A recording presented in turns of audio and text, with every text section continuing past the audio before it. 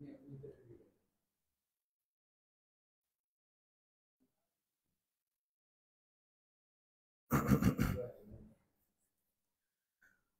Beautiful people, আসসালামু আলাইকুম। আমি রাইহান বোরহান, যথারীতি সেকেন্ড টাইম ভর্তি প্রত্যাশীদের নিয়ে ধারাবাহিক ফ্রি ক্লাসের অংশ হিসেবে আবারও চলে আসলাম আজকে 7 নাম্বার ক্লাসে। আচ্ছা, তো যাই হোক, প্রথমে আমার ভয়েসটা কি সবাই শুনতে পাচ্ছ কিনা একটু কমেন্ট করে আমাকে একটু জানাবে। আর পাশাপাশি আমরা আমাদের টাইমলাইন থেকে আজকে লাইভ ক্লাসটিকে একটু শেয়ার করে দিব। আমরা দেখতে পাচ্ছি আজকে খুবই ইম্পর্টেন্ট একটা টপিক নিয়ে মূলত আমি হাজির হয়েছি। আজকের টপিকের নামটা হচ্ছে ভয়েস ক্লিয়ার। আচ্ছা, খুবই ইম্পর্টেন্ট একটা টপিক নিয়ে আজকে ক্লাসে আমরা হাজির হয়েছি। আমাদের আজকের ক্লাস টপিকটা আমরা স্ক্রিনে দেখতে পাচ্ছি সেন্টেন্স কারেকশন। আমরা প্রত্যেকেই জানি যে সেন্টেন্স কারেকশন থেকে তোমার অসংখ্য প্রশ্ন হয়, ঠিক আছে, বা প্রতি বছরই সেন্টেন্স কারেকশন থেকে প্রশ্ন সেট করা হয়। তো আমি মূল ক্লাসে যাওয়ার আগে আমি একটু জানতে চাইবো যে আমরা ঠিকঠাক মতো ভয়েসটা শুনতে পাচ্ছি কিনা, একটু কমেন্ট করে আমাকে জানাও। আচ্ছা, তানিশা ইবনাথ লিখেছো। আচ্ছা, ওয়ালাইকুম আসসালাম। সাইয়েদা নাজ, ওয়ালাইকুম আসসালাম। আচ্ছা, মিজান আহমেদ, না এটা তৃতীয় নাম্বার না, এটা 7ম নাম্বার, ঠিক আছে। অর্থাৎ আমাদের সেকেন্ড টাইম অল ইন ওয়ানের উপরে আমরা অনেকগুলো ক্লাস আমরা নিয়েছি, ঠিক আছে। এবং তোমাদের রেসপন্স ছিল দেখে কিন্তু আমরা আমাদের ক্লাসের ধারাবাহিকতা বজায় রেখেছি। হয়তো তুমি 3টা ক্লাস পেয়েছো। তুমি যদি, আমরা সবাই জানি যে 1 মাসের বেশি কিন্তু রেকর্ড সেভ থাকে না, ফেসবুক ডিলিট করে দেয়। অতএব লাইভ ক্লাসে সবাই অংশগ্রহণ করার চেষ্টা করব। আর যদি কোনো কারণে ক্লাসটা মিস হয়ে গিয়ে থাকে তাহলে অবশ্যই ইমিডিয়েটলি ক্লাসটা চোখে পড়ার সাথে সাথে আমরা পুরো ক্লাসটা করে ফেলবো, ঠিক আছে। আচ্ছা, তো আসো আমরা আস্তে আস্তে করে আমাদের আজকের ক্লাসটা শুরু করি। আমাদের আজকের ক্লাসে আমরা সবাই স্ক্রিন থেকে আবারও দেখতে পাচ্ছি, স্ক্রিনে লেখা আছে সেন্টেন্স কারেকশন। এবং যথারীতি আজকের পুরোটা ক্লাসে আমি রাইহান বোরহান ইনশাল্লাহ তোমাদের সাথে আছি। আচ্ছা, তোমরা যারা জেইউতে পরীক্ষা দিবা, আর ইউ, বিইউপি, এই যে কয়েকটা ভার্সিটি দেখতে পাচ্ছ, এই কয়েকটা ভার্সিটির মধ্যে কিন্তু একটা মাথা ব্যথার কারণ হচ্ছে আন্ডারলাইন সেন্টেন্স কারেকশন অথবা সেন্টেন্স কারেকশন। রাজশাহী বিশ্ববিদ্যালয়ে প্রতি বছরই আসে, বিইউপিতে তো আসেই। জাহাঙ্গীরনগরের একটা কমন কোয়েশ্চেন টাইপ হচ্ছে সেন্টেন্স কারেকশন। আর অন্যান্য ইউনিভার্সিটির মধ্যেও সেন্টেন্স কারেকশন প্রায় নিয়মিতভাবেই কিন্তু আসতে দেখা যায়। তো এই বিষয়টা মাথায় রেখেই আমরা আমাদের আজকের এই ক্লাসটাকে সাজিয়েছি। আচ্ছা, দেখো স্ক্রিনে আমি একটি প্রশ্ন দেখাচ্ছি তোমাদেরকে। দেখো দেখি এই প্রশ্নটা পড়ে বুঝে এটা সঠিক উত্তরটা কমেন্ট বক্সে করা যায় কিনা।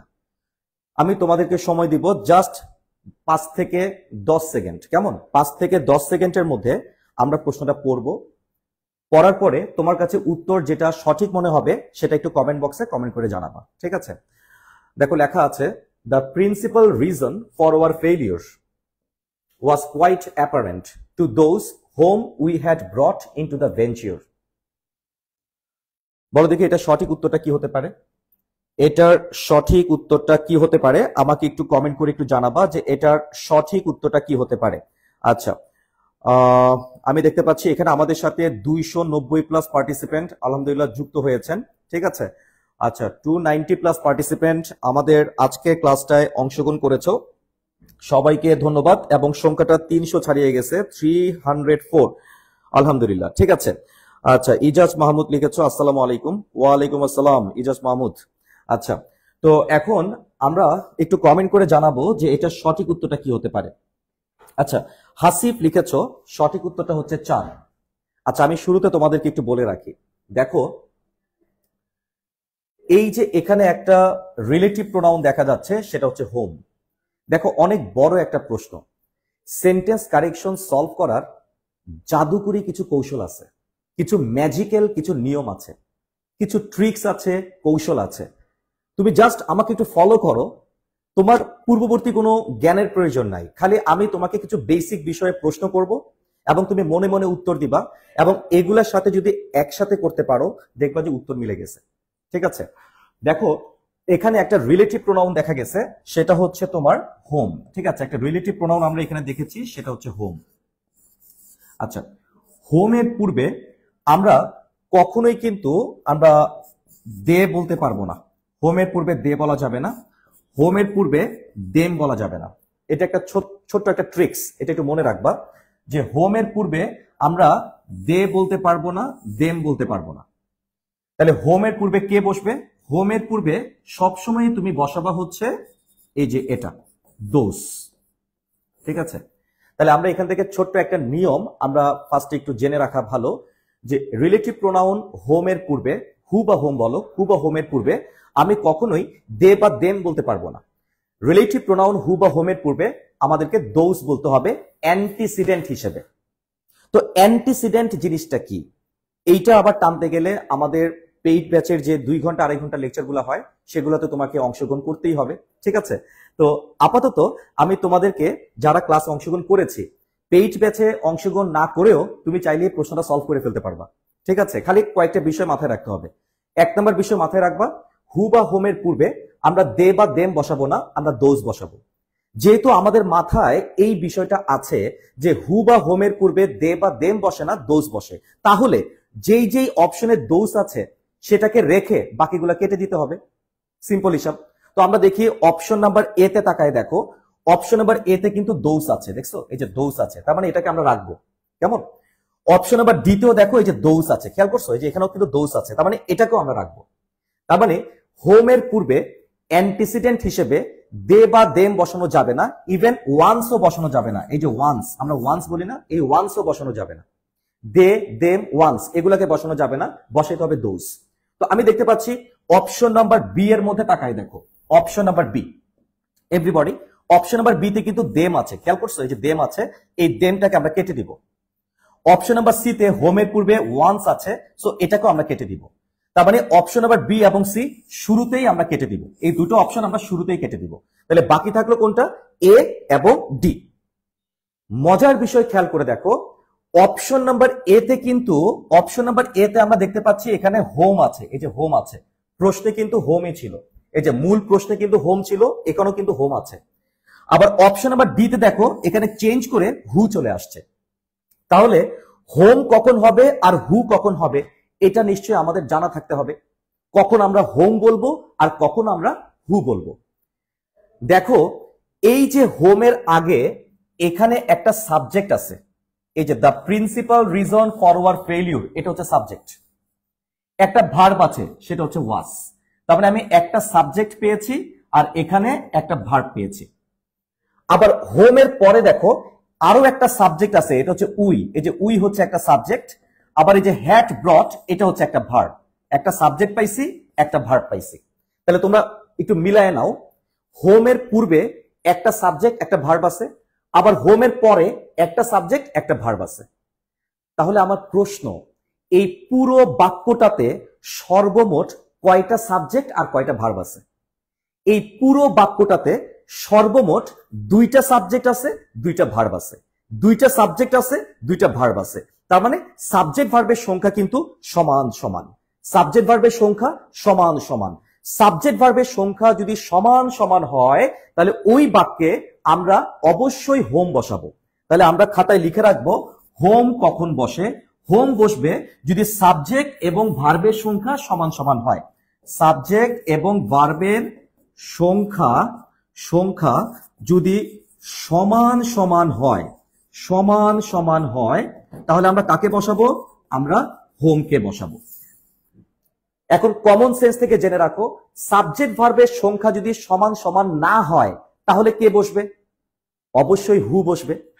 তাহলে আমরা জানতে পারলাম হু কখন হয় আর হোম কখন হয়। কোনো একটা ইংরেজি বাক্যে সাবজেক্ট ভার্বের সংখ্যা যদি সমান সমান হয় আমরা হোম বসাবো, আর সাবজেক্ট ভার্বের সংখ্যা যদি অসমান হয় তাহলে আমরা হু বসাবো। তো যেহেতু এই বাক্যে সাবজেক্ট ভার্বের সংখ্যা সমান সমান, তাহলে আমরা বসাবো হোম। কত নম্বর অপশনে আছে বলো দেখি, একটু কমেন্ট করে জানাও। কত নম্বর অপশনের মধ্যে আছে একটু কমেন্ট করে জানাও। ওয়ান্ডারফুল, আমরা দেখতে পাচ্ছি 312 অর্থাৎ 312 প্লাস পার্টিসিপেন্ট আমাদের সাথে যুক্ত হয়ে গেছেন, আলহামদুলিল্লাহ। সো আমরা একটু যারা যারা এটার উত্তরটা ধরতে পেরেছি একটু কমেন্ট করে জানায় দাও যে সঠিক উত্তরটা কি হতে পারে। ইয়েস, এখানে সঠিক উত্তরটা শতভাগ অপশন নাম্বার এ হবে। এই যে অপশন নাম্বার এ তে আমরা দেখতে পাচ্ছি যে এখানে হোম আছে। সেন্টেন্স কারেকশন, এটা বলতে গেলে অনেক কঠিন একটা টপিক, আবার বলতে গেলে সবচেয়ে সহজ একটা টপিক। এটা কখন সহজ মনে হবে?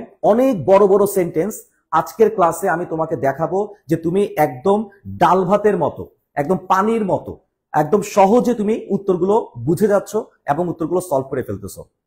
কারণ তোমার ট্রিক্সটা পরিষ্কার। আমি তোমাকে যে ট্রিক্সটা দেখাচ্ছি এটা কিন্তু তোমার কাছে ক্রিস্টাল ক্লিয়ার।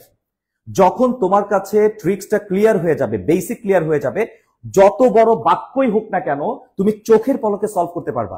এই বছর F-SSS এ যারা পরীক্ষা দিয়েছে বিইউপিতে, তারা এত বড় বড় বাক্য দেখে অনেকে নার্ভাস হয়ে গেছে, অনেকে পরীক্ষা দিয়ে এসে কান্নাকাটি করতেছে। কেন?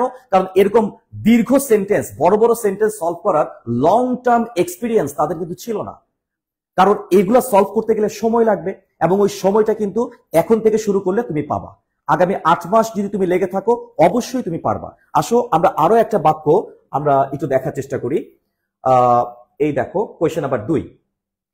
দেখো একদম তোমাদের মনের মতো আমি সেন্টেন্স গুলাই দেখাবো, কারণ একদম সহজ সহজ বাক্য দিয়ে মানে আমাদের ক্লাস করানো তো কোনো অর্থ হইতে পারে না। এমন আমি বাক্য দেখাইলাম যে বাক্যগুলো খুবই সহজ, মানে আমার জন্য সহজ, তোমার জন্য সহজ।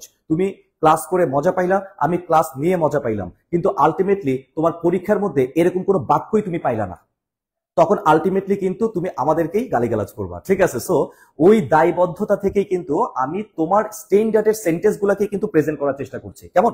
সো দেখো এখানে একটা লং সেন্টেন্স আমরা দেখতে পাচ্ছি, একটা দীর্ঘ একটা বাক্য আমরা দেখতে পাচ্ছি। তোমরা আমাকে একটু বলবা যে এটা সঠিক উত্তরটা কি হতে পারে। Although he was the most friendly of all present and different from the others, he had not any friends except me.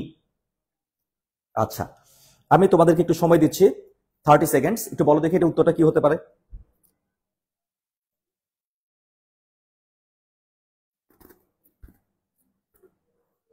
হ্যাঁ, তোমাকে একটু সময় দিয়েছি, এখন তোমরা একটু বলো দেখি এটা সঠিক উত্তরটা কি হতে পারে।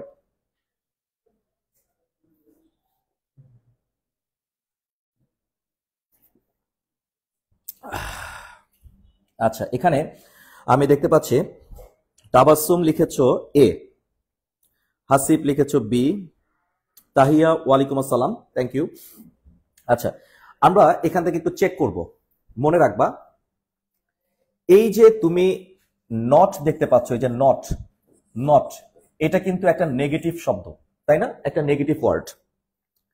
আবার দেখো এখানে অপশনগুলোর মধ্যে, আমরা অপশনগুলোর মধ্যে প্রত্যেকটা অপশনে দেখো হার্ডলি আছে, দেখো এই যে হার্ডলি আছে, হার্ডলি, এই যে হার্ডলি।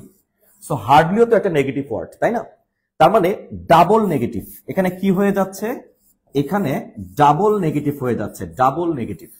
তো তোমাদেরকে মনে রাখতে হবে একই বাক্যের মধ্যে দুইটা নেগেটিভ শব্দ বসানো যাবে না, দুইটা নেগেটিভ অ্যাডভার্ব একই বাক্যের মধ্যে বসবে না, ডাবল নেগেটিভ একই বাক্যে বসবে না। সো এই তথ্যটা তোমরা মাথায় রেখে শুরুতেই কয়েকটা অপশন বাদ দিয়ে দাও, অর্থাৎ যেই যেই অপশনগুলোর মধ্যে দুইটা নেগেটিভ ওয়ার্ড আছে সেগুলোকে বাদ দিয়ে দাও। দেখো অনেক বড় সেন্টেন্স কিন্তু, অনেক বড় অপশন, কিন্তু তুমি চোখের পলকে অ্যান্সারটা বের করে ফেলতে পারবা তোমার কৌশল অ্যাপ্লাই করে, তোমার ট্রিক্স অ্যাপ্লাই করে, তোমার বেসিক অ্যাপ্লাই করে। তো দেখো আমরা অপশন নাম্বার এ তে দেখতে পাচ্ছি এখানে ডাবল নেগেটিভ আছে, এই যে হ্যাড নট, নট আছে, আবার হার্ডলি আছে। ডাবল নেগেটিভ থাকার কারণে অপশন নাম্বার এ আমরা কেটে দিলাম। অপশন নাম্বার 4এও দেখো, এখানে দেখো যে হ্যাড নট, এই যে হ্যাড নট এবং হার্ডলি ডাবল নেগেটিভ আছে, ডাবল নেগেটিভ থাকার কারণে আমরা এটাকেও কেটে দিলাম। তাহলে বাকি আছে কোনটা? অপশন নাম্বার বি আছে আর সি আছে। এখন মনে রাখবা ডিফারেন্ট, এই যে ডিফারেন্ট, ডিফারেন্ট নামক যে শব্দটা, ডিফারেন্ট শব্দের পরে প্রিপোজিশন হিসেবে কখনোই দেন বসানো যাবে না, ডিফারেন্টের পরে সর্বদাই ফ্রম বসাইতে হবে। ডিফারেন্টের পরে কখনোই দেন বসানো যাবে না, ডিফারেন্টের পরে সর্বদাই ফ্রম বসাইতে হবে। অর্থাৎ ডিফারেন্ট দেন বলে কোনো শব্দ নাই, ডিফারেন্ট ফ্রম বলতে হয়, তাই তো? তাহলে বলো দেখি ডিফারেন্ট অপশন নাম্বার বি তে কি ছিল? অপশন নাম্বার বি তে দেখতে পাচ্ছি ডিফারেন্ট দেন ছিল, এই যে দেন ছিল, দেন থাকার কারণে আমরা এই অপশনটাও কেটে দিব। তাহলে তিনটে অপশন বাদ হয়ে গেল। তাহলে বলে ফেলো সঠিক উত্তর কোনটা হতে পারে? সঠিক উত্তর কোনটা? থ্যাংক ইউ জান্নাতুল নাইমা, জান্নাতুল নাইমা সঠিক উত্তর দিয়ে দিয়েছো। সঠিক উত্তর অপশন নাম্বার সি। তাহলে দেখেছো যে কিভাবে প্রশ্ন সলভ করতে হয়।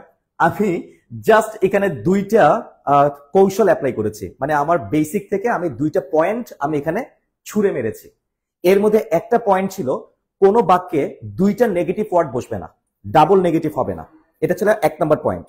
আর সেকেন্ড পয়েন্ট হচ্ছে ডিফারেন্ট শব্দের পরে অ্যাপ্রোপ্রিয়েট প্রিপোজিশন কখনোই দেন হয় না, সর্বদাই ফ্রম হয়। অর্থাৎ ডিফারেন্টের সাথে সর্বদা ফ্রম বসাইতে হয়, দেন বসানো যায় না। ঠিক আছে, এই দুইটা পয়েন্ট অ্যাপ্লাই করে দেখো, আমার তিনটা অপশন অটোমেটিক বাদ হয়ে গেছে। তাহলে 100% সঠিক উত্তর অপশন নাম্বার সি। তার মানে দেখছো যে আমি এত বড় একটা বাক্য, এত বড় বাক্যের আমি কোনো বাংলা অর্থই করলাম না, অথচ চোখের পলকে আমরা অ্যান্সারটা বের করে নিয়ে এসেছি। সো এটা তখনই সম্ভব যখন তুমি এরকম অনেক অনেক বড় বড় বাক্য অনেক সময় ধরে সলভ করতে থাকবা। ইনশাল্লাহ লিজেন্ড কেয়ারের সেকেন্ড টাইম অ্যাডভান্সড ব্যাচে আমরা এই ট্রেনিংটাই দিয়ে থাকি, অর্থাৎ লং সেন্টেন্স গুলাকে কিভাবে তুমি আয়ত্তে আনবা। সেকেন্ড টাইম ব্যাচের পেইড কোর্সের ক্লাস ইতোমধ্যেই শুরু হয়ে গেছে।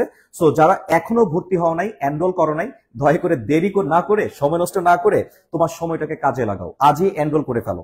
আচ্ছা, এবার চলে আসো 3 number question, question number 3। Question number 3।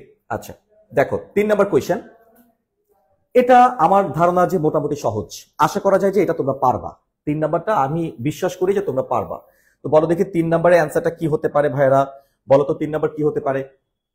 3 নাম্বারে একটা মজার বিষয় আছে, সেটা হচ্ছে একটা বি ভার্ব দেখা যাচ্ছে, এই যে ওয়াস, একটা বি ভার্ব দেখা যাচ্ছে। তোমরা নিশ্চয়ই পড়েছো যারা বি ভার্ব আছে, বি ভার্ব যারা, ঠিক আছে, যারা বি ভার্ব আছে, বি ভার্ব বলতে ভাইরা আমরা কাদেরকে বুঝি বলতো? বি ভার্ব মানে হচ্ছে am is are was were, am is are was were, এদেরকে বি ভার্ব বলা হয়। সো বি ভার্বের পরে আমরা সর্বদাই সাবজেক্টিভ কেস বসাই, সাবজেক্টিভ কেস। কেমন? বি ভার্বের পরে সবসময় সাবজেক্টিভ কেস বসবে, বি ভার্বের পরে কিন্তু অবজেক্টিভ কেস বসবে না। অর্থাৎ ইট ওয়াজ, এই যে ওয়াজ, ওয়াজের পরে আমি দেখো ওয়াজ, ওয়াজের পরে তুমি মি বলতে পারবে না, ওয়াজের পরে মি বলা যাবে না, ওয়াজের পরে আই বলতে হবে।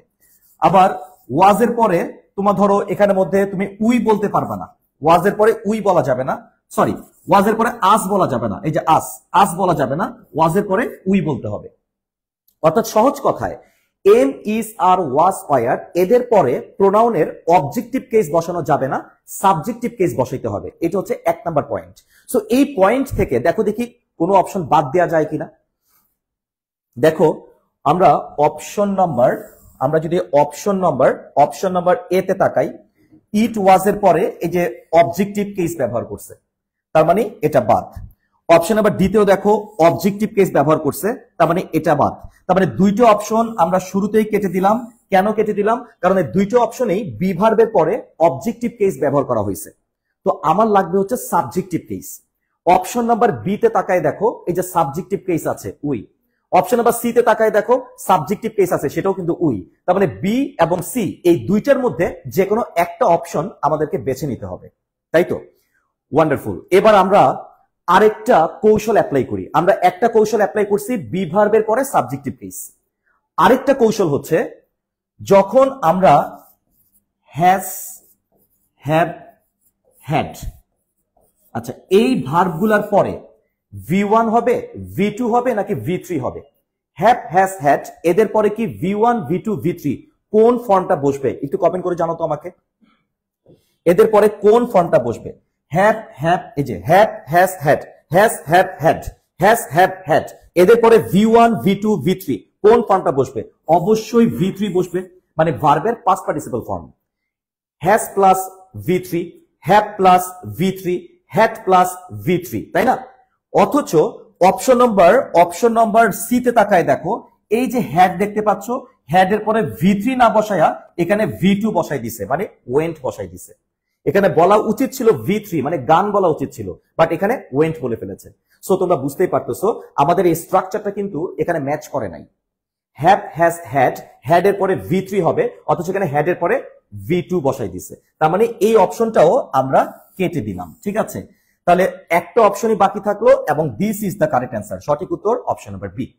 তাহলে যারা যারা 3 নাম্বার প্রশ্নের সঠিক উত্তর বি বলেছো তাদের সবাইকে আমার তরফ থেকে আবারও ধন্যবাদ, ঠিক আছে? Thank you very much. আচ্ছা লামিয়া প্রিয়ন্তী কমেন্ট করছো, হাসিব কমেন্ট করছো, স্যার এবার 100% হাসিব, হ্যাঁ হাসিব হয়েছে। Jannatul Laima thank you, Prema, Proma, Afsona Mitu thank you very much. আচ্ছা আব্দুল করিম লিখেছো টার্গেট বিউপি ক্যাপ্টেন ব্যাচে ভর্তি হতে চাই, ওয়ান্ডারফুল।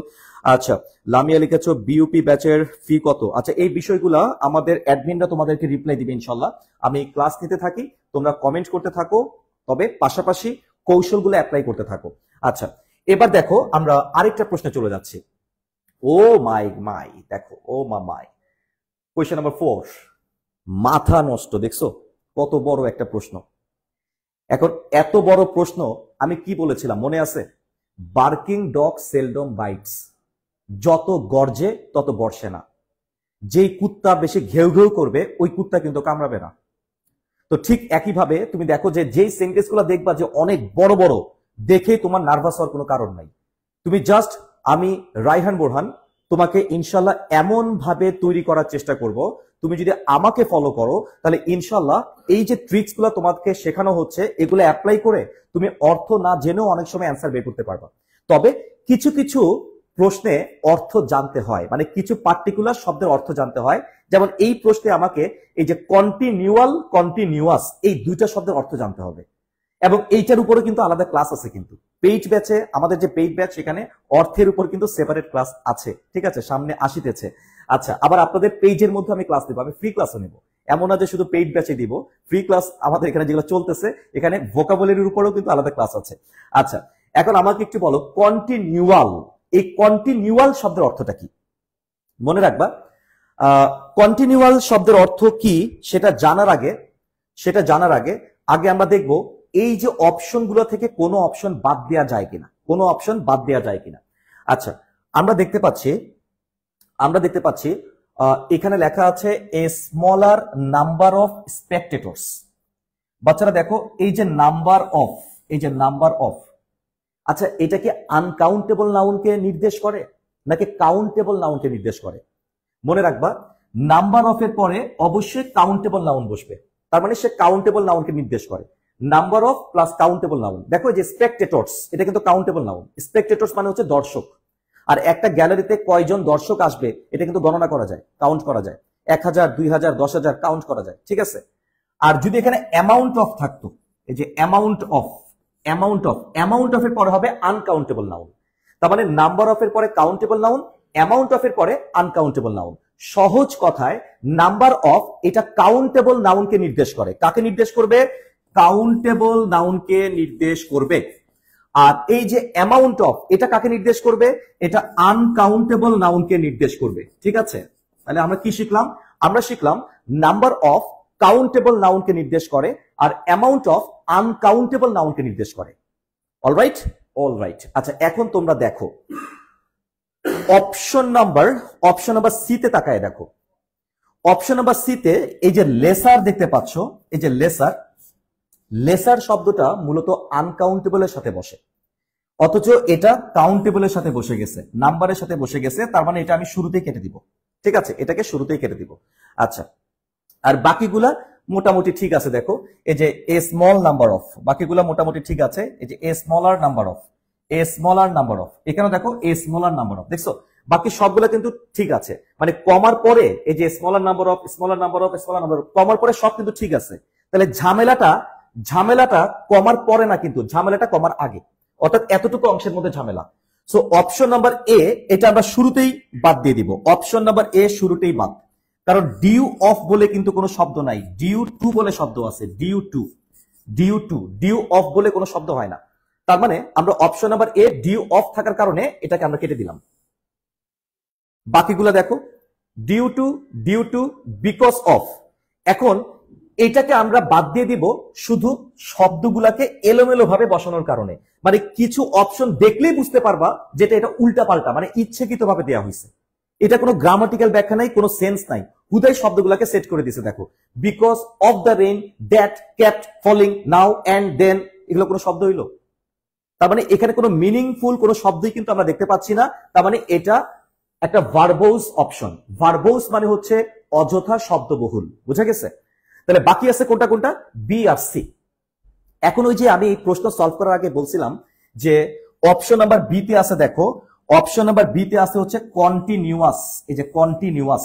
আর অপশন নাম্বার সি তে আছে হচ্ছে কন্টিনিউয়াল, দেখছো কন্টিনিউয়াস এবং কন্টিনিউয়াল।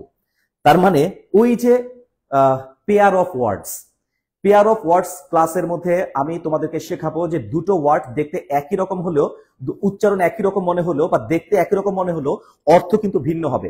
যেমন ধরো এই যে আমরা এগুলা ক্লাসে পড়বো, এই যে একসেপ্ট, আবার ধরো হচ্ছে এই যে একসেপ্ট, দেখো দেখতে মনে হচ্ছে একই রকম, একসেপ্ট একসেপ্ট একই রকম মনে হচ্ছে, বা দুটার অর্থ দুই রকম। এই যে একসেপ্ট দেখতে পাচ্ছ, এই যে একসেপ্ট, এটার অর্থ হচ্ছে কোনো কিছু গ্রহণ করা, অর্থাৎ তুমি কোনো দাবি মেনে নিছো, কোনো কিছু গ্রহণ করছো। আর পরে যে একসেপ্ট দেখতে পাচ্ছ, এটার অর্থ হচ্ছে ব্যতীত, ব্যতীত মানে ছাড়া, কোনো কিছু ছাড়া। তো ঠিক একইভাবে কন্টিনিউয়াস, কন্টিনিউয়াস শব্দের অর্থ হচ্ছে যেটা এক টানা চলে, মানে কোনো বিরতি নাই, কোনো বিরতি থাকবে না, এক টানা চলবে। আর কন্টিনিউয়াল, কন্টিনিউয়াল মানে হচ্ছে থেমে থেমে হবে, অর্থাৎ ধরো 10 মিনিট চলছে, একটু বিরতি দিছে, আবার আধা ঘন্টা পর শুরু হয়েছে, আবার একটু বিরতি দিছে, তারপর আবার 2 ঘন্টা পরে শুরু হয়েছে, আবার বিরতি দিছে, তার মানে থেমে থেমে হয়। তো আচ্ছা, যখন বৃষ্টি, এই যে বাইরে যে বৃষ্টি হয়, বৃষ্টি কি এক টানা চলতেই থাকে? ধরো 1971 সালে বৃষ্টি শুরু হয়েছে, সেটা একদম আনলিমিটেড। আজকে 2025 সাল, আজকে হচ্ছে তোমার মে মাসের 28 তারিখ, এখন পর্যন্ত সে 71 সালের বৃষ্টিটা রানিং অবস্থায় আছে, মানে মাঝখানে বৃষ্টি কোনো গ্যাপ দেয় নাই, বৃষ্টি কোনো বিরতি দেয় নাই, একটানা বৃষ্টি চলতেছে। একটানা যদি বৃষ্টি চলে, তাহলে আমরা কি জীবনে বাঁচতাম? পুরো পৃথিবীতে ধ্বংস হয়ে যেত। তার মানে বুঝতেই পারতেছো, বৃষ্টি কিন্তু একদম একটানা চলবে না, বৃষ্টি থেমে থেমে চলবে, থেমে থেমে চলবে। এই থেমে থেমে চলা মানে কিন্তু কন্টিনিউয়াস না, থেমে থেমে চলা মানে হচ্ছে কন্টিনিউয়াল। তার মানে সঠিক উত্তর অবশ্যই option number C, due to the continual rain আর লেসার নাম্বার। বোঝা গেছে, এ লেসার নাম্বার।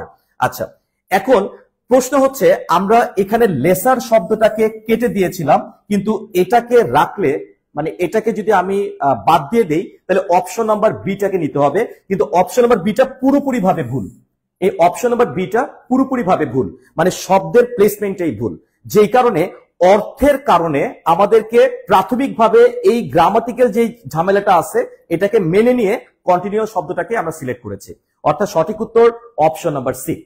তার মানে প্রশ্নটা ছিল খুবই কনফিউজিং, যে শুরুতে আমরা দেখব একটা, কিন্তু যখন বিশ্লেষণ করব, ফাইনাল বিশ্লেষণ করব, তখন দেখবা উত্তর হয়ে যাবে আরেকটা।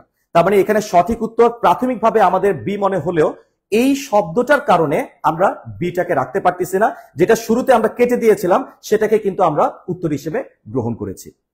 সো এই যে ওয়ার্ড গেম গুলা, এগুলা একটু ডিফিকাল্ট লেভেলের কোয়েশ্চেন। এগুলা জানতে হলে ভাইরা শুধু গ্রামার দেখলে হবে না, আমাদের কিছু পেয়ার অফ ওয়ার্ড আমাদের মুখস্থ রাখতে হবে। এই পেয়ার অফ ওয়ার্ড গুলো তুমি কোথায় পাবা? আমাদের পেইড ব্যাচের যে লেকচার শিট, এই লেকচার শিটের মধ্যেই তোমাদের পেয়ার অফ ওয়ার্ডসটাকে একদম পুরো গ্রুপ গ্রুপ করে আমি তোমাদেরকে দেখিয়ে দিয়েছি। অর্থাৎ এগুলো তৈরি হয়ে গেছে, যেই দিন পেয়ার অফ ওয়ার্ডের ক্লাসটা আসবে, সেদিন ক্লাসের মধ্যে কিন্তু এই শব্দ দুইটাই তোমরা পেয়ে যাবা। তখন তুমি নিজেই বলতে পারবা যে কোন প্রশ্নের অ্যান্সার কোনটা হবে, শব্দের পার্থক্যের উপর ভিত্তি করে। আচ্ছা, এবার আমরা চলে যাব এরকম আরেকটা হাইলি কনফিউজিং কোয়েশ্চেন, মানে আরেকটা প্রশ্ন, সেটা হচ্ছে তোমার এই যে এই কোয়েশ্চেনটা দেখো, দেখো শব্দ যে কত মারাত্মক। শুধু মানে দুইটা বা তিনটা প্রশ্ন আমি রেখেছি, যে শুধু গ্রামার না, তোমাকে ভোকাবুলারি জানতে হবেই, জানতে হবে মানে জানতে হবেই। যেমন আগের প্রশ্নের মধ্যে কন্টিনিউয়াল এবং কন্টিনিউয়াস, যদি আমি অর্থটা না জানতাম, তাহলে আমরা বি দাগায় ফেলতাম, অপশন নাম্বার বি দাগায় ফেলতাম। কেন? কারণ অপশন নাম্বার সি তো আবার লেসার ছিল, বুঝতে পারছো? তো যে কারণে আমাদের কিছু প্রশ্নের অর্থ জানতেই হবে। এরকমই একটা প্রশ্ন হচ্ছে এটা, এরকম একটা প্রশ্ন হচ্ছে এটা। তাহলে দেখা যাক আমরা এটা দুইভাবে সলভ করতে পারি কিনা। প্রথমে আসো একটু গ্রামার দিয়ে অ্যাপ্লাই করি। গ্রামার বলতে ধরো প্রিপোজিশনের ব্যবহার। আচ্ছা, আমাকে একটু বলবা যে বিসাইড শব্দের অর্থটা কি? কেউ কি বলতে পারবা যে বিসাইড মানে কি? যে বিসাইড, বিসাইড শব্দের অর্থ হচ্ছে পাশে। বিসাইড একটা প্রিপোজিশন যার অর্থ হচ্ছে পাশে। তো ধরো আমি যদি বলি যে হি স্যাট বিসাইড মি, অর্থাৎ সে আমার পাশে বসছিল। কিন্তু আমি যদি বিসাইডস বলি, বিসাইডস, এই যে বিসাইডস একটা এস আছে, কিন্তু বিসাইডস শব্দের অর্থ কিন্তু পাশে না, বিসাইডস শব্দের অর্থ হচ্ছে এছাড়াও, এছাড়াও, ঠিক আছে? আচ্ছা, এছাড়াও বা তাছাড়াও। তাহলে এখানে প্রশ্নে বলা হচ্ছে আমি ছাড়াও, মানে মিনিংটা কিন্তু অনেকটা এরকম যে বিসাইড মি, এর মানে কিন্তু এই না যে আমার পাশে। বিষয়টা হচ্ছে এরকম যে আমি ছাড়াও অনেক মানুষ বিরক্ত হয়ে গেছিল, আমি ছাড়াও অনেক মানুষ বিরক্ত হয়ে গেছিল। কেন বিরক্ত হয়েছিল? By his manners. এই যে বাই হিজ ম্যানার্স, ম্যানার্স মানে হচ্ছে আচরণ, অর্থাৎ আমি ছাড়াও আরো অনেকেই তার আচরণের কারণে বিরক্ত হয়ে গেছিল। তাহলে এখন আমার প্রশ্ন হচ্ছে, এখানে যে মিনিংটা বোঝাই যাচ্ছে, স্পষ্ট বোঝা যাচ্ছে, এটা কিন্তু পাশে বোঝাচ্ছে না, এটার অর্থ কিন্তু পাশে না, এটার অর্থ হচ্ছে আমি ছাড়াও, এছাড়াও মানে হচ্ছে বিসাইডস। তাহলে যেই যেই অপশনে বিসাইডস আছে শুধু সেগুলাকে রেখে বাকিগুলা কেটে দিতে হবে। আমরা একটু দেখি যে কোথায় কোথায় বিসাইডস আছে, কেমন? আচ্ছা, আমরা দেখতে পাচ্ছি অপশন নাম্বার এ তে দেখো শুধু বিসাইড আছে, দেখছো এই যে শুধু বিসাইড আছে, তার মানে অপশন নাম্বার এ আমরা প্রাথমিকভাবে কেটে দিলাম, প্রাথমিকভাবে। পরে ভোকাবুলারি মিলায় তারপর দেখতে হবে যে আসলে এটা ভুল নাকি এটা সঠিক, ঠিক আছে? প্রাথমিকভাবে আমি কাটলাম। আচ্ছা, এরপর অপশন নাম্বার বি তো তাকাই দেখো, এখানেও দেখো বিসাইড আছে, দেখছো এই যে বিসাইড, তার মানে এটাও আমি প্রাথমিকভাবে কেটে দিলাম। তাহলে বাকি অপশন আছে কয়টা? দুইটা অপশনে তোমরা তাকাই দেখো, অপশন নাম্বার সি তেও বিসাইডস, অপশন নাম্বার ডি তেও বিসাইডস। পুরো কথাবার্তা হুবহু সেম, শুধু ভোকাবুলারিতে একটু ঝামেলা আছে, ভোকাবুলারি একটু ঝামেলা আছে। দেখো দেয়ার ওয়ার, এই যে there were, many persons who were all together, কিন্তু ঝামেলাটা এখানে দেখো অ্যাগ্রাভেটেড, আর এখানে কি লেখা আছে? ইরিটেটেড। এখানে লেখা আছে অ্যাগ্রাভেটেড আর এখানে লেখা আছে ইরিটেটেড। সো আমাদেরকে অবশ্যই জানতে হবে যে what is the difference between aggravated and irritated. Aggravate শব্দটা ব্যবহার করা হয় কোনো একটা সিচুয়েশনকে খারাপ করে তোলার জন্য। যেমন ধরো আমি যদি বলি, ধরো আমি হঠাৎ করে একটা চায়ের দোকানে গিয়ে একজন মানুষের সাথে তর্কাতর্কি শুরু করলাম, এবং তর্কাতর্কি করতে করতে তাকে আমি একটা ঘুষি মেরে বসলাম। ঘুষি মেরে বসে আমি আরো কিছু লোককে আমি কল দিয়ে করে নিয়ে আসলাম, এনে পুরো পরিস্থিতিটাকে আমি একদম চূড়ান্ত অবনতির দিকে নিয়ে গেলাম। তার মানে পরিস্থিতিটাকে আমি চূড়ান্ত ভাবেই অ্যাগ্রাভেট করে ফেলেছি। অ্যাগ্রাভেট মানে হচ্ছে কোন একটা পরিস্থিতি থেকে চূড়ান্ত অবনতির দিকে নিয়ে যাওয়া, কোন একটা সিচুয়েশনকে ফাইনাল খারাপ অবস্থার দিকে নিয়ে যাওয়া, ঠিক আছে? এটা হচ্ছে অ্যাগ্রাভেট। অ্যাগ্রাভেট শব্দের অর্থ কি? কোন একটা পরিস্থিতিকে ফাইনাল বা চূড়ান্ত অবনতির দিকে নিয়ে যাওয়া, এটা হচ্ছে অ্যাগ্রাভেট। আর ইরিটেট সাধারণত আচরণের দ্বারা কেউ বিরক্ত হওয়া বোঝায়, অর্থাৎ কারো আচরণে তুমি বিরক্ত বোধ করতেছো, সেই ক্ষেত্রে আমরা ইরিটেটিং এই শব্দটা ইউজ করব। আমরা অনেক সময় বলি না যে লোকটা অনেক ইরিটেটিং, এই ইরিটেটিং মানেই হচ্ছে বিরক্তিকর। অর্থাৎ কারো আচরণের দ্বারা তুমি যদি বিরক্ত হও তাহলে তোমাকে ইউজ করতে হবে ইরিটেট, তুমি কিন্তু বলতে পারবা না এগ্রাভেট। আমাদের যে প্রশ্নটা, এই প্রশ্নে কিন্তু বলেই দিয়েছে বাই হিজ ম্যানার্স। খেয়াল করছো? ম্যানার্স মানেই তো আচরণ, তার মানে বলাই হচ্ছে যে তার আচরণের দ্বারা বিরক্ত হয়ে গেছে। আচরণের দ্বারা যদি বিরক্ত হয় তাহলে আমরা অ্যাগ্রাভেট বলবো না, আমরা বলবো ইরিটেট, যেটা অপশন নাম্বার কোথায় আছে? অপশন নাম্বার 4 আছে। তার মানে সঠিক উত্তর কোনটা? সঠিক উত্তর option number D. So guys, তোমাদের এই প্রশ্নগুলো কেমন লাগছে সেটা আমাকে একটু কমেন্ট করে জানাও। তোমরা যারা যারা ইতোমধ্যেই বিউপি F-SSS এ পরীক্ষা দিয়েছো, জাহাঙ্গীরনগর JU তে পরীক্ষা দিয়েছো, কেমন তোমরা নিশ্চয়ই এরকম লং টার্ম বেশ কিছু সেন্টেন্স তোমরা ফেস করে আসছো, ঠিক আছে? সো এরকম প্রশ্নগুলো তোমাদের যদি অনেক অনেক সলভ করানো হয় তাহলে তোমাদের এটা কাজে আসবে কিনা সেটা অবশ্যই আমাদেরকে একটু জানিয়ে রাখো। তাহলে সেই অনুযায়ী কিন্তু আমাদের কোর্স প্ল্যানটাকে আরো আপডেট করার, লেকচারটা ডেলিভারি দেওয়ার ক্ষেত্রে আরো সতর্ক থাকার চেষ্টা করব আমরা ইনশাল্লাহ। আচ্ছা, এবার আমরা চলে যাব 7 নাম্বার, কোয়েশ্চেন নাম্বার 7। ওয়ান্ডারফুল একটা কোয়েশ্চেন। আচ্ছা, শুরুতে আমি একটু বলে রাখি, এই যে বিশাল আকৃতির একটা প্রশ্ন দেখতে পাচ্ছ, দেখে মনে হচ্ছে না জানি এটা কি, অথচ এই প্রশ্নটা যে টপিক থেকে নেওয়া হয়েছে, টপিকের নাম শুনলেই তুমি বুঝতে পারবা, কন্ডিশনাল সেন্টেন্স। কন্ডিশনাল সেন্টেন্স যারা যারা পারো তারা এইটার উত্তর 100% পারবা। সো আমার দৃঢ় বিশ্বাস, যেহেতু তোমরা কন্ডিশনাল সেন্টেন্স বেশ ভালোভাবে স্টাডি করেছো, তোমার অতীত জ্ঞান দিয়ে, অতীত অভিজ্ঞতার আলোকে আমাকে একটু বলবা যে এটা সঠিক উত্তরটা কি হতে পারে। এটা সঠিক উত্তরটা কি হতে পারে আমাকে একটু কমেন্ট করে তোমরা সবাই একটু জানানোর চেষ্টা করো যে সঠিক উত্তরটা কি হতে পারে। আচ্ছা, দিশা লিখেছো যে আপনার বুঝানো তো অনেক সুন্দর। আচ্ছা, ওকে ফাইন। আচ্ছা, এই ক্লাসটা কাদের জন্য? এই ক্লাসটা হচ্ছে এই যে লেখা আছে এখানে দেখেন, যারা second time BUP, JU, CU, KU, RU, কৌ মানে কুমিল্লা ইউনিভার্সিটি, জিএসটি যারা ভার্সিটিতে পরীক্ষা দিবেন সেকেন্ড টাইম, তাদের জন্য এই ক্লাসটা। আচ্ছা, প্রমা রুদ্র লিখেছো, কঠিন হলেও অনেক কিছু শিখতেছি এন্ড অনেক ভালো লাগছে। Thank you very much. আমি কিন্তু অনেক ডিফিকাল্ট একটা ক্লাস আজকে কন্ডাক্ট করতে যাচ্ছি। এটাও কিন্তু অনেক ডিফিকাল্ট কিছু কোয়েশ্চেন্স নিয়ে ক্লাসটা সাজানো হয়েছে, অনেক অনেক কঠিন প্রশ্ন দিয়ে ক্লাসটা সাজানো হয়েছে, কিন্তু আমি এমন ভাবে তোমাকে ব্যাখ্যা দিচ্ছি বা ট্রিক্স গুলো বোঝানোর চেষ্টা করছি, তোমরা নিশ্চয়ই বুঝতেই পারতেছো যে এগুলো আসলে যতটা কঠিন মনে হচ্ছে, যদি আমাদের ট্রিক গুলো জানা থাকে, কৌশল জানা থাকে, তাহলে এগুলো এতটা কঠিন না। তাহলে এগুলো আয়ত্ত করার জন্য কি করতে হবে? অবশ্যই রায়হান বোরহান স্যারের ক্লাস করতে হবে। বুঝা গেছে? আচ্ছা, তো যাই হোক, আমরা এখন দেখি এটার উত্তরটা কি হতে পারে। মনে রাখবা, কন্ডিশনাল সেন্টেন্সের ক্ষেত্রে এই যে ইফ দেখতে পাচ্ছ, এই যে if if plus subject plus verb, comma subject plus modal verb. দেখো কন্ডিশনাল সেন্টেন্সটা কত সহজ, কতটা সহজ একটু খেয়াল করো। কন্ডিশনাল সেন্টেন্সের এই যে ইফ যুক্ত অংশে, এই যে ইফ দেখো, এই যে ইফ যুক্ত অংশে যেই ভার্বটা থাকবে, এই যে এখানে ভার্বটা, যেই ভার্বটা থাকবে, মোডাল যে ভার্বটা থাকবে, যেমন এই যে এখানে মোডালটা কোথায়, এই যে মোডাল, এই যে মোডালটা একই টেন্সে হইতে হবে। অর্থাৎ সহজ কথায় এই ভার্বটা যেই টেন্সে থাকবে, মোডাল ভার্বটাও একই টেন্সে হবে। সিম্পল হিসাব। অর্থাৎ যদি ধরো এটা প্রেজেন্ট টেন্সে থাকে, তাহলে মোডাল ভার্বটাও প্রেজেন্ট টেন্সে থাকবে। মোডালের প্রেজেন্ট টেন্স মানেই হচ্ছে ধরো এই যে উইল, ক্যান, মে, এর হচ্ছে মোডালের প্রেজেন্ট, উইল, ক্যান, মে। যদি এই ভার্বটা পাস্ট টেন্সে থাকে, যেমন এই যে এটা পাস্ট টেন্সে আছে দেখো, অয়ার হচ্ছে পাস্ট টেন্স, তাহলে মোডাল ভার্বটাও পাস্ট টেন্সে থাকবে। মোডালের পাস্ট টেন্স মানেই হচ্ছে would, could, might, would, could, might, এদের পরে ভার্বের বেস ফর্ম, এদের পরে ভার্বের বেস ফর্ম। আর যদি এটা পারফেক্ট টেন্সে থাকে, অর্থাৎ ধরো ইফ এর পরে আছে হচ্ছে হ্যাড প্লাস ভি3, যদি এখানে হ্যাড প্লাস ভি3 থাকে, হ্যাড প্লাস ভি3 থাকে, তাহলে এই যে মোডাল ভার্বটাও এটাও পারফেক্ট টেন্সে হয়ে যাবে। অর্থাৎ উড এর পরে একটা হ্যাভ বসবে, তারপরে ভি3 হবে। অর্থাৎ উড হ্যাভ প্লাস ভি3, কুড হ্যাভ প্লাস ভি3, মাইট হ্যাভ প্লাস ভি3। Would have, could have, might have plus ভি3 মোডালের পারফেক্ট টেন্স। তাহলে আশা করি আমি তোমাদের কন্ডিশনটা বুঝাতে পারছি, মানে ট্রিক্স, এটা হচ্ছে ট্রিক্স মানে কৌশল।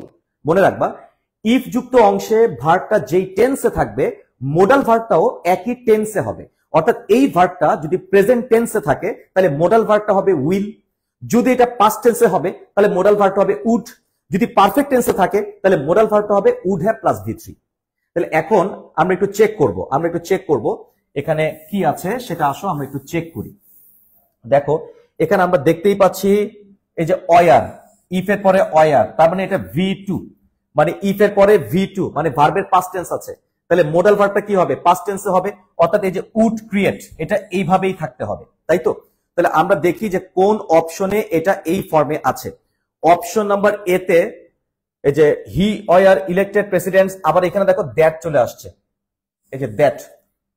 ইফ নিজেই একটা কানেক্টর, ইফ নিজেই একটা কানেক্টর, একই বাক্যে একাধিক কানেক্টর ব্যবহার করা যাবে না। আবার দেখো কমার পরে আরো একটা কানেক্টর দ্যাট চলে আসছে। তোমরা জানো ইফ নিজেই যেহেতু কানেক্টর, তাহলে ওই বাক্যে নতুন করে তুমি কোনো কানেক্টর আনতে পারবে না। একটা কমপ্লেক্স বাক্যে ধরো যদি দুইটা সেন্টেন্স থাকে, তাহলে কানেক্টর তো একটাই থাকবে। যেহেতু এখানে দুইটা সেন্টেন্স, তাহলে কানেক্টর একটাই থাকবে, এখানে একাধিক কানেক্টর আসবে না কিন্তু। তো সেই হিসেবে অপশন নাম্বার এ তে দেখো এই যে দ্যাট আছে, এটা বাদ।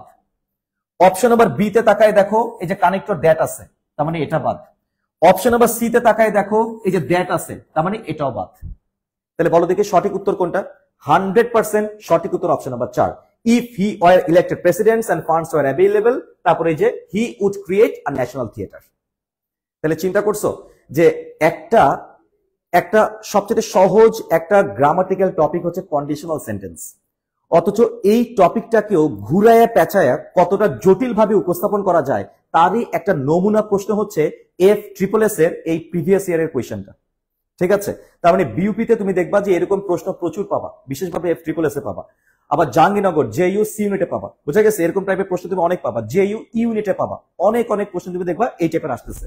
আচ্ছা, সো এই বিষয়গুলো মাথায় রেখে আমাদের এরকম লং সেন্টেন্স গুলা যারা আমরা চর্চা করে আয়ত্ত করতে পারবো, তাদের কাছে অন্যান্য সেন্টেন্স গুলা মনে হবে ডাল ভাত। অনেক ডিফিকাল্ট লেভেল যখন তুমি আয়ত্ত করে ফেলবা তখন ইজিয়ার লেভেলগুলো তোমার কাছে আর কোনো লেভেলই মনে হবে না। বুঝতে পেরেছো? আচ্ছা, এবার একটু আসো আমরা চলে যাই আমাদের নেক্সট কোয়েশ্চেন। আচ্ছা, এখানে একজন লিখেছো যে স্যার এই ধরনের প্রশ্ন ব্যাখ্যা সহ কোন বইতে পাবো? এই ধরনের প্রশ্ন ব্যাখ্যা সহ যদি পেতে চাও তাহলে অচিরেই সংগ্রহ করবো, মানে ঈদের পরে আশা করি এটা বাজারে আসবে।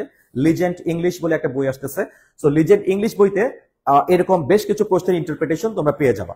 আচ্ছা, এনিওয়ে এবার আমরা চলে আসি 8 নাম্বার কোয়েশ্চেন। 8 number question.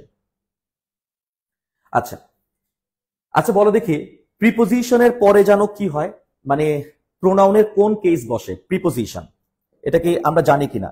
এটা সঠিক উত্তরটা একটু কমেন্ট বক্সে তোমরা একটু কমেন্ট করে রাখো। তার আগে আমি একটু বলি, ধরো প্রিপোজিশন, প্রিপোজিশন, প্রিপোজিশনের পরে আমরা কি সাবজেক্টিভ কেস বলবো নাকি অবজেক্টিভ কেস বলবো? মানে প্রিপোজিশনের পরে কোন কেস বসে একটু কমেন্ট করে আমাকে একটু জানিয়ে রাখো। প্রিপোজিশনের পরে কোন কেস ব্যবহার করা হয়? প্রিপোজিশন এটার পরে কোন কেস ব্যবহার করা হয় একটু কমেন্ট করে জানাও।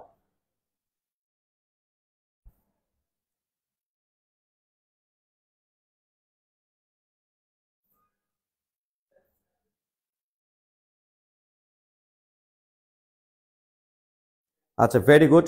আমরা জানি যে প্রিপোজিশনের পরে preposition plus objective case, objective case, অর্থাৎ যখনই প্রিপোজিশন থাকবে প্রিপোজিশনের পরে অবজেক্টিভ কেস ব্যবহার করতে হবে। তো দেখো এই যে এক্সেপ্ট ফর, এটা কিন্তু একটা প্রিপোজিশন। তারপরে যে এক্সেপশনের পরে এই যে অফ, অফ তো একটা প্রিপোজিশন। এই যে এক্সেপ্ট ফর, এটা একটা প্রিপোজিশন। এক্সেপ্ট ফর, এই যে ফর, এটা একটা প্রিপোজিশন। সো প্রিপোজিশনের পরে আমরা অবজেক্টিভ কেস বসাবো, অবজেক্টিভ। অপশন নাম্বার এ তে তাকায় দেখো আই, আই হচ্ছে সাবজেক্টিভ। অপশন নাম্বার বি তো তাকায় দেখো আই, এটাও তো সাবজেক্টিভ। অপশন নাম্বার সি তে তাকায় দেখো আই, এটাও তো সাবজেক্টিভ। প্রিপোজিশনের পরে সাবজেক্টিভ ব্যবহার করা যাবে না, সাবজেক্টিভ ব্যবহার করা যাবে না, সাবজেক্টিভ ব্যবহার করা যাবে না। প্রিপোজিশনের পরে হবে অবজেক্টিভ কেস। এই দেখো মি, মি হচ্ছে অবজেক্টিভ। তাহলে বলো দেখি সঠিক উত্তর কোনটা? শতভাগ সঠিক উত্তর হচ্ছে অপশন নাম্বার 4। তাহলে তোমরা নিশ্চয়ই বুঝতেই পারতেছো যে প্রিপোজিশনের পরে অবজেক্টিভ কেস হয়। এই ছোট্ট সূত্রটা যদি মাথায় থাকে তোমার, তাহলে এই যে একটা বড় একটা অপশন দেখতে পাচ্ছ, চোখের পলকে তুমি সলভ করতে পারবা। তবে সেটার জন্য তোমার লং টার্ম সলভিং এক্সপিরিয়েন্স লাগবে। এরকম অনেক প্রশ্ন 100, 200 অথবা মানে ন্যূনতম 100 কোয়েশ্চেন বা 150 কোয়েশ্চেন তোমার এরকম সলভ করার এক্সপিরিয়েন্স থাকতে হবে। তুমি যখন শতাধিক প্রশ্ন সলভ করবা, সলভ করতে করতে দেখবা তুমি একদম সলভেন্ট হয়ে গেছো। ওই যে একটা কথা আছে না যে practice makes a man perfect. গাইতে গাইতে গায়েন, গাওয়ার চেষ্টা করো, গাইতে গাইতে চেষ্টা করো, তুমি গায়ক হয়ে গেছো, গায়ন হয়ে গেছো। তো ঠিক একই ভাবে তুমি এরকম কঠিন কঠিন প্রশ্ন তুমি সলভ করতে করতে করতে দেখবা যে না, এটা তোমার কাছে একদম আয়ত্তে চলে আসছে। মানে প্র্যাকটিসের উপর কোনো কথাই নাই, practice makes a man perfect, এটা মাথায় রাখতে হবে। আচ্ছা, এবার চলে আসো 9 number question. 9 number question, sentence correction, 9 number question. Okay, আচ্ছা তাহলে এই যে 9 নাম্বার প্রশ্নটা, দেখা যাক এটা সঠিক উত্তরটা কি হতে পারে। দেখো বেশ বড় একটা কোয়েশ্চেন, তো আমাকে একটু বলতে হবে। বড় কোয়েশ্চেন ঠিক আছে, এটা বড় কোয়েশ্চেন মানলাম, কোনো সমস্যা নাই, কিন্তু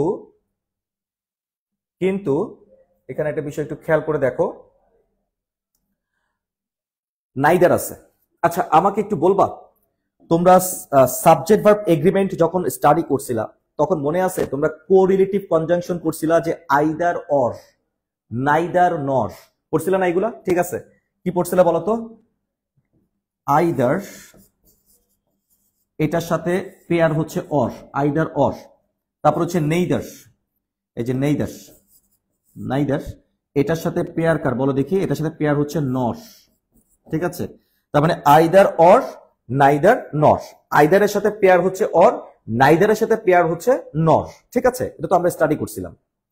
তো এখন আমার প্রশ্ন, দেখো দেখি এখানে একজন কমেন্ট করছো, 9 নম্বরের উত্তর লিখেছো। কে লিখেছো? লামিয়া, লামিয়া লিখেছো 9 নম্বরের উত্তর হচ্ছে বি। 9 নম্বরের উত্তর তুমি কি বলেছো? বি বলেছো। থ্যাংক ইউ লামিয়া, তোমার উত্তরটা 100% রং। আচ্ছা এবার দেখো, আমরা প্রথমে একটু চলে আসি, এই যে নাইদার, নাইদারের সাথে কে বসবে? নর বসবে না, অথচ দেখো এখানে নাইদারের সাথে অর বসাই দিছে, যে অর, নাইদারের সাথে নর হবে, অর হবে না, তার মানে এটা বাদ। অপশন নাম্বার বি, নাইদার আছে আবার সাথে নরও আছে, তার মানে এটা আমরা বিবেচনায় রাখলাম, নাইদার নর আছে, তাই তো। অপশন নাম্বার সি তে দেখো এই যে আইদার, আইদারের সাথে কে হবে, অর হবে, এই যে এখানে অর আছে কিন্তু, আইদার অর, তার মানে এটাও আমরা বিবেচনায় রাখলাম। অপশন নাম্বার ডি তেও দেখো এই যে আইদার, আর আইদারের সাথে এই যে অর, আইদার অর, তার মানে এটাও আমরা বিবেচনায় রাখলাম। এখন তোমরা প্যারালালিজম একটা টপিক তোমরা কি স্টাডি করছো না, যে প্যারালালিজম একটা টপিক স্টাডি করছিলে না, যে প্যারালালিজম মানে কি?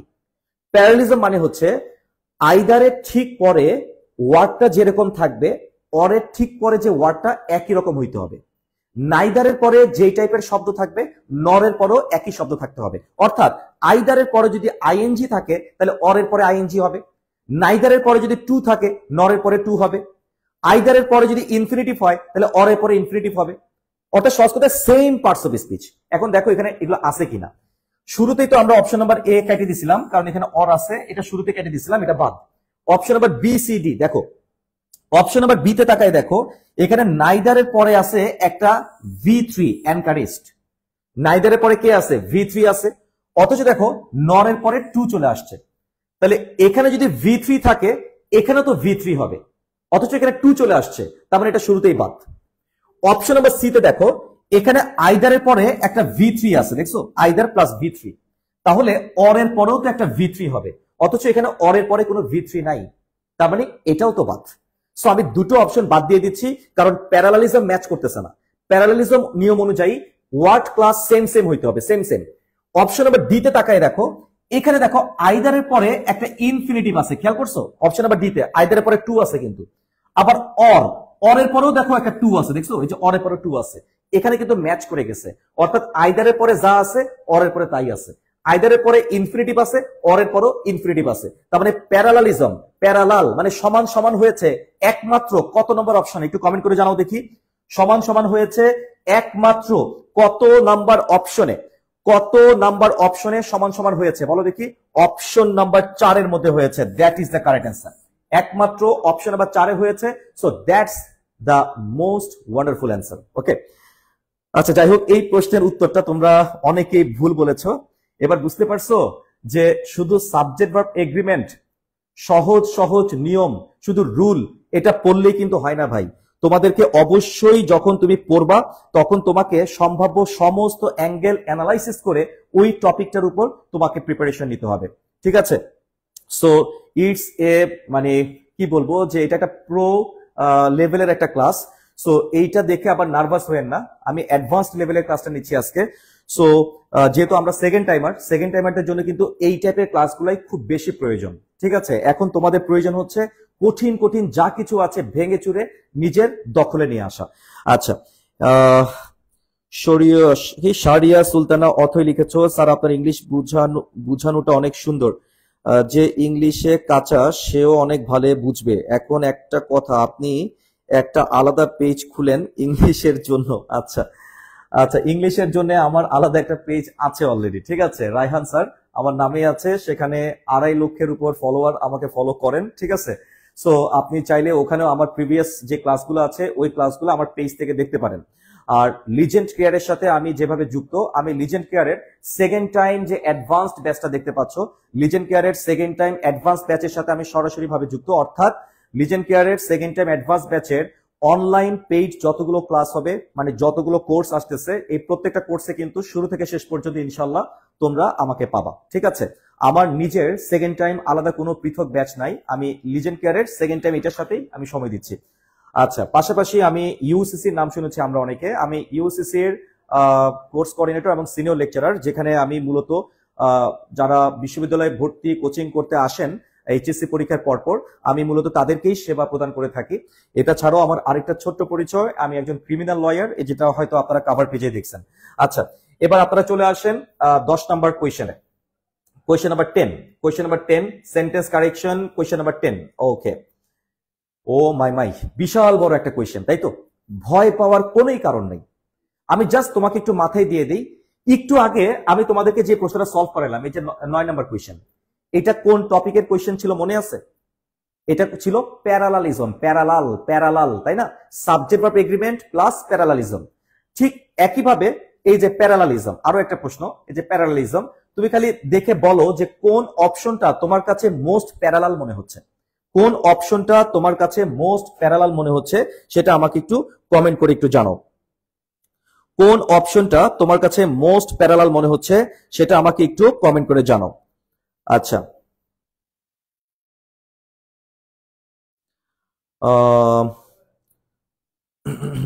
কি সিনোনিম অ্যান্টোনিম অ্যানালিসিসের জন্য কোন বুক বেস্ট হবে? সিনোনিম অ্যান্টোনিম অ্যানালজির জন্য তুমি যদি পেইড ব্যাচে থাকো তাহলে তোমাদের আলাদা মেমোরাইজিং একটা বুক দেওয়া হবে, মেমোরাইজিং বুক, লিজেন্ড কেয়ার মেমোরাইজিং বুক, এটা তোমরা পেয়ে যাবা। আর তুমি যদি পেইড ব্যাচে না থাকো তাহলে লিজেন্ড কেয়ারের যে বইটা আসতেছে লিজেন্ড ইংলিশ, ওখানের মধ্যে মেমোরাইজিং পার্টটা ডিটেলসে দেওয়া থাকবে, ওখান থেকে একটু করে নিবা। আচ্ছা আচ্ছা, তারপর হাসান কমেন্ট করেছো ডি। আচ্ছা, thank you very much, thank you. দেখো অপশন নাম্বার কত নম্বর অপশনে সবগুলা সেম ফরম্যাট আছে। দেখো অপশন নাম্বার ডি তে তাকাই, দেখো এই যে এনজয়েড এর পরে, দেখো অপশন নাম্বার ডি তে তাকাই, দেখো এই যে এনজয়েড, এটা পরে সুইমিং, এটা কিন্তু আইএনজি। আবার এই যে বাথিং, এটাও কিন্তু একটা আইএনজি। এই যে স্নর্কলিং, এটাও কিন্তু একটা আইএনজি। তাহলে খেয়াল করে দেখো, swimming ING, bathing ING, snorkelling ING, সবগুলা আইএনজি একই ফর্মে, মানে আইএনজি আইএনজি আইএনজি। তাহলে প্যারালাল অপশন নাম্বার ডি তে আছে। কিন্তু বাকিগুলা দেখো, সুইমিং এটা আইএনজি, বাথিং আইএনজি, আর দেখো এখানে আইএনজি নাই, ইনফিনিটিভ চলে আসছে, টু স্নর্কেল। একইভাবে এই যে সুইমিং আইএনজি, আবার দেখো এখানে ইনফিনিটিভ চলে আসছে, টু বাথ। আবার দেখো সুইমিং আইএনজি, আবার এখানে ইনফিনিটিভ চলে আসছে, টু বাথ। মানে এগুলো উল্টা পাল্টা, এগুলার একটাও কিন্তু প্যারালাল না। একমাত্র প্যারালাল হচ্ছে অপশন নাম্বার 4, যেখানে আমরা দেখতে পাচ্ছি যে প্রত্যেকটা শব্দ সেম ফরমেশনে বসানো হয়েছে। এটা আইএনজি, এটা আইএনজি, এটা আইএনজি, সবগুলা সেম ফরমেশনে আছে একমাত্র অপশন নাম্বার 4-এ। So that's the most correct answer. আশা করি আমরা বুঝতে পেরেছি। আচ্ছা, এনিওয়ে, এবার আমরা চলে যাব নেক্সট কোয়েশ্চেন নাম্বার 11। আচ্ছা, কোয়েশ্চেন নাম্বার 11, তোমাদের এর আগে আমি একটা ক্লাস নিয়েছিলাম মনে আছে, সেন্টেন্স স্ট্রাকচার বা সেন্টেন্স টাইপের উপর, কেমন? তো যাই হোক, এখন আমাকে বলতে হবে শুধু ভার্ব দ্বারা যে বাক্যগুলো শুরু হয় সেগুলোকে কি বলা হয়? ইম্পারেটিভ বাক্য। তো ইম্পারেটিভ বাক্যের শুরুতে কি থাকবে না? সাবজেক্ট থাকবে না, শুধু ভার্ব দ্বারা শুরু হবে। তো যেহেতু এখানে এন্ড আছে, এন্ড এর আগের বাক্যটা যদি ইম্পারেটিভ বাক্য হয় তাহলে এন্ড এর পরের বাক্যটাও তো ইম্পারেটিভ হবে। তার মানে প্যারালাল করতে হবে, প্যারালাল। এন্ড এর আগে যেই টাইপের বাক্য থাকবে এন্ড এর পরও একই টাইপের বাক্য আমরা বসাবো। তো আমরা দেখতে পাচ্ছি এখানে এন্ড এর আগে, দেখো এখানে এন্ড এর এন্ড, এই যে এন্ড, আর কই এন্ড? এখানে তো এন্ডই নাই। অপশন নাম্বার বিতে এই যে এন্ড আছে। দেখো এখানে এন্ড এর আগে দেখো সবগুলা ইম্পারেটিভ বাক্য, দেখছো সব ইম্পারেটিভ বাক্য, এই যে ইম্পারেটিভ বাক্য। তাহলে এন্ড এর পরেও তো ইম্পারেটিভ বাক্য হবে, মানে সাবজেক্ট বসানো যাবে না, ভার্ব দ্বারা শুরু হবে। অপশন নাম্বার এ তে দেখো এই যে সাবজেক্ট আছে, যে কারণে এটা বাদ। অপশন নাম্বার বি তে এই যে ভার্ব আছে, তার মানে এটা হইতে পারে। অপশন নাম্বার সি তে আইএনজি বসাই দিচ্ছে, তার মানে এখানে তো সেন্টেন্সই নাই। অপশন নাম্বার ডি তে এখানে আবার এই যে সাবজেক্ট চলে আসছে, যে ব্লকস সাবজেক্ট চলে আসছে, তার মানে এটাও বাদ। কেমন? সাবজেক্ট বসানো যাবে না, শুধু ভার্ব দ্বারা বাক্যটা ফিনিশ করতে হবে। এই যে অপশন নাম্বার বি হচ্ছে মোস্ট প্যারালাল ইম্পারেটিভ বাক্য, ঠিক আছে? ইম্পারেটিভ সেন্টেন্স, এন্ড এর আগে ইম্পারেটিভ সেন্টেন্স, এন্ড এর পরে imperative sentence. So that is the most appropriate answer. Okay, এবার চলে আসো কোয়েশ্চেন নাম্বার 12। 12 নম্বর কোয়েশ্চেন। আচ্ছা, এই যে 12 নম্বর প্রশ্নটা, এটা আসছিল রাজশাহী বিশ্ববিদ্যালয় 2019 সালের একটা প্রশ্ন, রাজশাহী বিশ্ববিদ্যালয়ের প্রশ্ন। তো আমাকে একটু বলো দেখি, এই প্রশ্নটা নিয়ে অনেক বিতর্ক আছে, অনেক বিতর্ক আছে, আমি বিতর্কটা ক্লিয়ার করে দিব। তোমরা আমাকে একটু কমেন্ট করে জানাও যে এটার সঠিক উত্তরটা কি হতে পারে। এটার যে অ্যান্সার, এই অ্যান্সারটা তুমি দেখবা যে এক একটা বইতে এক একটা অ্যান্সার দিয়েছে। কোন বইতে অ্যান্সার দিয়েছে এ, কোনোটাতে বি, কোনোটাতে সি, কেমন? এক একটাতে এক একটা অ্যান্সার দিয়েছে। তোমরা বলো দেখি এটার উত্তরটা কি হতে পারে, এভরিবডি।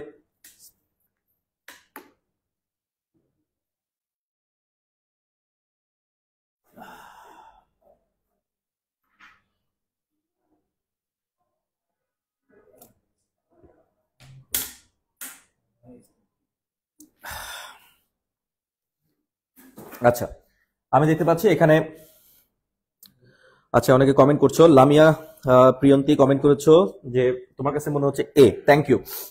আচ্ছা, থ্যাংক ইউ ভেরি মাচ। তো একটা বিষয় আমি একটু বলে রাখি, এখানে বলেছে হোয়াট হ্যাপেন্ড দেয়ার, মানে সেখানে কি ঘটেছে। যে হ্যাপেন্ড দেখতে পাচ্ছ না, হ্যাপেন্ড, এই হ্যাপেন্ড শব্দটা কিন্তু একটা ইনট্রান্সিটিভ ভার্ব। এটা কিন্তু একটা ইনট্রান্সিটিভ ভার্ব। ইনট্রান্সিটিভ ভার্বের কিন্তু প্যাসিভ ভয়েস হয় না। তার মানে তুমি ওয়াজ হ্যাপেন্ড এভাবে কিন্তু বলতে পারবে না। ইনট্রান্সিটিভ ভার্বের যেহেতু প্যাসিভ ভয়েস হয় না, অতএব তুমি কিন্তু চাইলেও অপশন নাম্বার বি নিতে পারবে না, কারণ অপশন নাম্বার বি তে প্যাসিভ করে ফেলছে। তাহলে ব্যাখ্যাটা আশা করি বুঝতে পেরেছো যে ইনট্রান্সিটিভ ভার্বকে সরাসরি ব্যবহার করতে হয়, অ্যাক্টিভ ভয়েসে ব্যবহার করতে হয়, সরাসরি প্রশ্ন করতে হয়। এখানে প্যাসিভ আকারে প্রশ্ন করার কোনো সুযোগ নাই। সো সঠিক উত্তর অবশ্যই অপশন নাম্বার এ।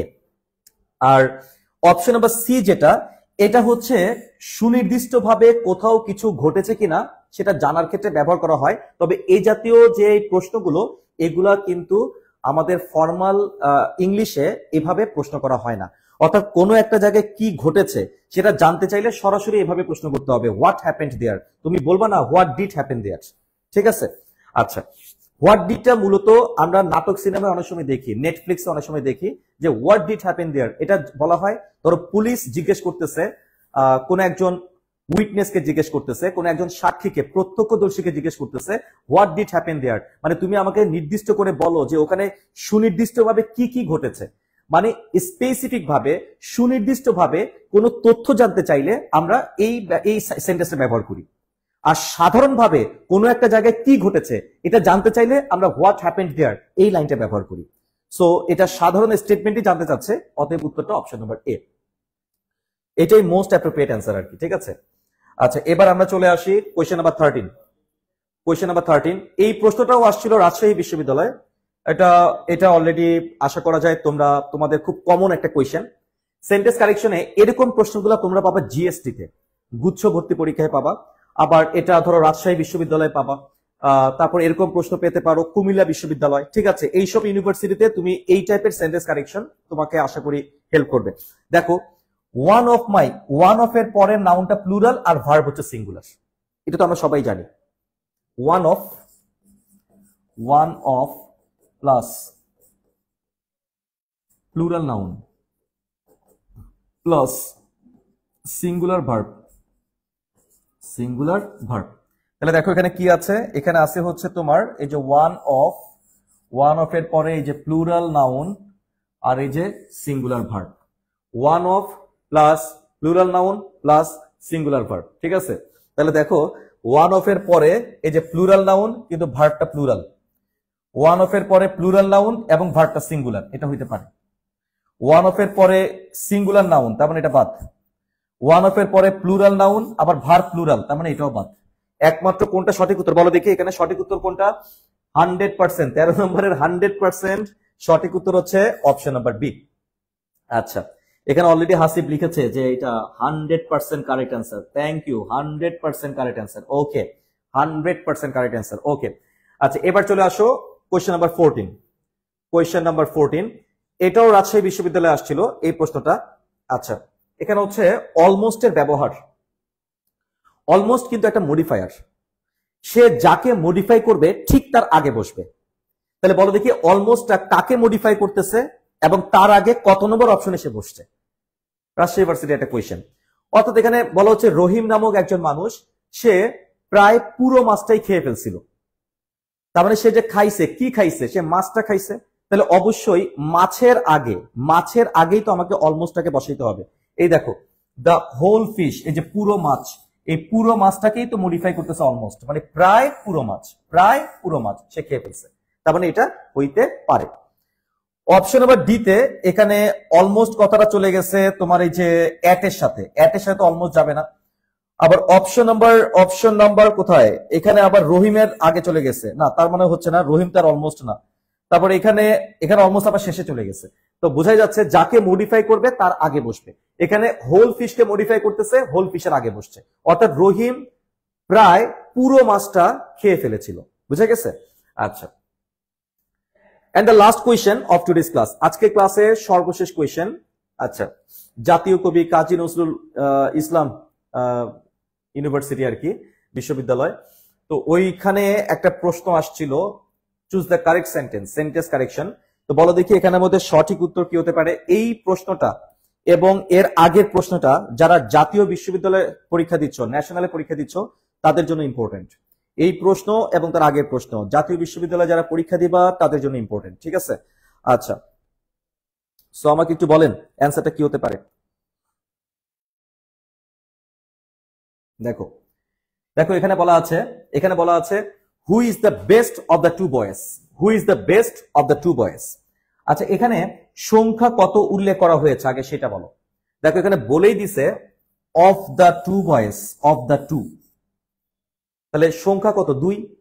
তো মনে রাখবা সংখ্যা যদি 2 হয়, 2 এর মধ্যে আমরা কম্পারেটিভ ডিগ্রি ব্যবহার করি, কম্পারেটিভ ডিগ্রি। সংখ্যা যদি 2 হয়, 2 এর মধ্যে আমরা কাকে ব্যবহার করব? কম্পারেটিভ ডিগ্রি ব্যবহার করব, 2 এর মধ্যে কম্পারেটিভ ডিগ্রি। আর যদি 2 এর বেশি হয়, অর্থাৎ 3, 4, 5 ইত্যাদি হয়, তাহলে আমরা কোনটা ব্যবহার করব? যেমন ধরো 3 যদি থাকে 3, অথবা 3 এর বেশি যদি থাকে, তাহলে আমরা সুপারলেটিভ ডিগ্রি ব্যবহার করব, সুপারলেটিভ ডিগ্রি, সুপারলেটিভ ডিগ্রি। তার মানে আমরা বুঝতে পারলাম 2 এর মধ্যে হবে কম্পারেটিভ ডিগ্রি, আর 2 এর বেশি হয়ে গেলে হবে সুপারলেটিভ ডিগ্রি, তাই তো? তো এখানে বলেই দিয়েছে অফ দ্য টু, মানে 2 এর মধ্যে, তাহলে অবশ্যই কম্পারেটিভ ডিগ্রি ব্যবহার করতে হবে। সেই কম্পারেটিভ ডিগ্রি কিন্তু অপশন নাম্বার এ তে তাকায় দেখো লেখা আছে বেস্ট, এটা বেস্ট হবে না, বলতে হবে বেটার, অর্থাৎ who is the better of the two boys. Option number B তে who is the best among the three boys, among this boys, আচ্ছা এটাও হইতে পারে। আচ্ছা, অপশন নাম্বার সি তে আছে who is the best among the three boys, এটাও হইতে পারে। অপশন নাম্বার ডি তে আছে who is the best boy of this group, এটাও হইতে পারে। তারপরে option number B correct, option number C correct, option number D correct. প্রশ্নটাই ইনকারেক্ট, এই সেন্টেন্সটাই ইনকারেক্ট। তার মানে এখানে সেন্টেন্সটা হবে হচ্ছে choose the incorrect sentence, incorrect sentence. খেয়াল করছো? চুজ দ্য ইনকারেক্ট সেন্টেন্স, অর্থাৎ প্রশ্নটাই ভুল। প্রশ্নে জানতে চাওয়া হয়েছে ভুল বাক্য কোনটা।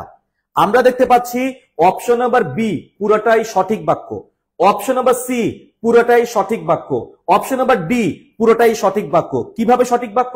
কারণ অ্যামাং দিস বয়েজ মানে অনেকগুলা বয়, অনেকের মধ্যে হচ্ছে সুপারলেটিভ ডিগ্রি। এই দেখো সুপারলেটিভ ডিগ্রি কিন্তু আছে, দা বেস্ট।